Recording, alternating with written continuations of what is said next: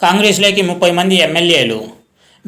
BRS పార్టీని చావు దెబ్బ కొట్టేలా సీఎం రేవంత్ రెడ్డి భారీ స్కెచ్. రాజకీయాల్లో హిస్టరీని రిపీట్ చేయాలని కాంగ్రెస్ భావిస్తున్నది. అందుకు అనుగుణంగా వ్యూహాలు రచిస్తున్నది. గతంలో సీఎల్పీని విలీనం చేసుకుని కాంగ్రెస్ను వీక్ చేసిన కేసీఆర్ను అదే ఫార్ములా ఉపయోగించి దెబ్బ కొట్టేందుకు రెడీ అవుతున్నది. ప్రస్తుతం రాష్ట్రంలో హస్తం పార్టీ అధికారంలో ఉండడంతో గులాబీ పార్టీకి చెందిన చాలామంది ఎమ్మెల్యేలు కాంగ్రెస్లో చేరేందుకు ఆసక్తి చూపుతున్నారు. ఇందుకు సంబంధించి చర్యలు సైతం కొనసాగిస్తున్నారు. మొత్తంగా బీఆర్ఎస్ ఎల్పీని విలీనం చేసుకొని రాజకీయంగా గులాబీ బాసును పూర్తిగా బలహీనపరిచేందుకు అధికార పార్టీ అడుగులు వేస్తున్నది. అందుకు ఏఐసీసీ నుంచి సైతం గ్రీన్ సిగ్నల్ వచ్చినట్లు సమాచారం. దీంతో పార్టీ మారేందుకు సానుకూలంగా ఉన్న బీఆర్ఎస్ ఎమ్మెల్యేలతో CM Revanth Reddy, deputy CM బట్టి విక్రమార్క మంతనాలు జరుపుతున్నట్టు తెలుస్తోంది.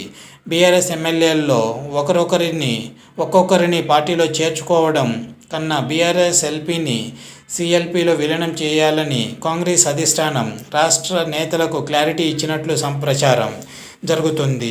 ఒక్కొక్క ఎమ్మెల్యేను పార్టీలో చేర్చుకోవడం వల్ల రాజకీయంగా విమర్శలు వస్తాయని వారించిన హైకమాండ్ విలీనంపై ఫోకస్ పెట్టాలని సూచించినట్టు తెలుస్తున్నది. ప్రస్తుతం అసెంబ్లీలో బీఆర్ఎస్ పార్టీకి 38 మంది ఎమ్మెల్యేలు ఉన్నారు. వీరిలో 2/3 వంతు మంది ఎమ్మెల్యేలు 26 మంది పార్టీ మారితే ఫిరాయింపుల చట్టం వర్తించదు. పార్టీ మారేందుకు తాము సిద్ధంగా ఉన్నామని వారంతా స్పీకర్కు లేఖ ఇస్తే ఆ గ్రూపును అసలైన బీఆర్ఎస్ ఎల్పీగా గుర్తించి కాంగ్రెస్లో విలీనం చేసే అధికారం సభాపతికి ఉంటుంది. ఎల్పీ విలీనానికి అవసరమైన 26 కన్నా ఎక్కువ మంది ఎమ్మెల్యేలు బీఆర్ఎస్ నుంచి కాంగ్రెస్లో చేరేందుకు రెడీగా ఉన్నట్టు ప్రచారం జరుగుతుంది.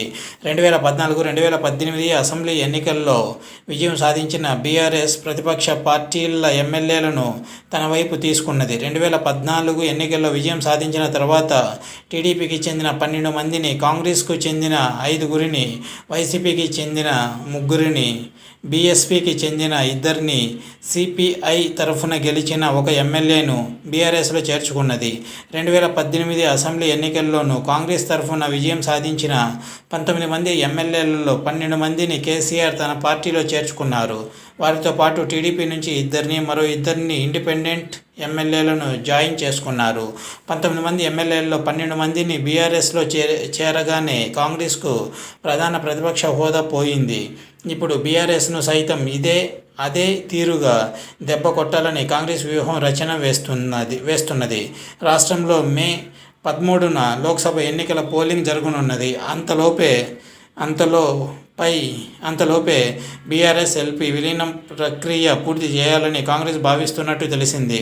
లోక్సభ ఎన్నికల టైంలో గులాబీ పార్టీకి క్షేత్రస్థాయిలో పనిచేసేందుకు లీడర్లు లేకుండా చేయడమే హస్తం పార్టీ ప్రధాన లక్ష్యం. అందులో భాగంగా ఇప్పటికే గ్రేటర్ హైదరాబాద్ పరిధిలో ఖైరతాబాద్ ఎమ్మెల్యే దానం నాగేందర్ బీఆర్ఎస్కు గుడ్ బై చెప్పి కాంగ్రెస్ తీర్థం పుచ్చుకున్నారు. ప్రస్తుతం జీహెచ్ఎంసీ పరిధిలో గులాబీ పార్టీకి 15 మంది ఎమ్మెల్యేలు ఉన్నారు. వీరిలో మెజార్టీ శాసనసభ్యులు హస్తం గూటికి చేరేందుకు క్యూ కడుతున్నట్టు ఆ పార్టీ వర్గాల్లో ప్రచారం జరుగుతున్నది.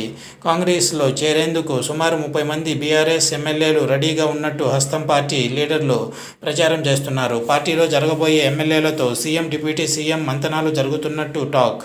ముందుగా గ్రేటర్ హైదరాబాద్ ఎమ్మెల్యేలను చేర్చుకుని ఆ తర్వాత మెదక్, కరీంనగర్ జిల్లాలకు చెందిన ఎమ్మెల్యేలను చేర్చుకోవాలని ప్లాన్ చేస్తున్నట్టు సమాచారం.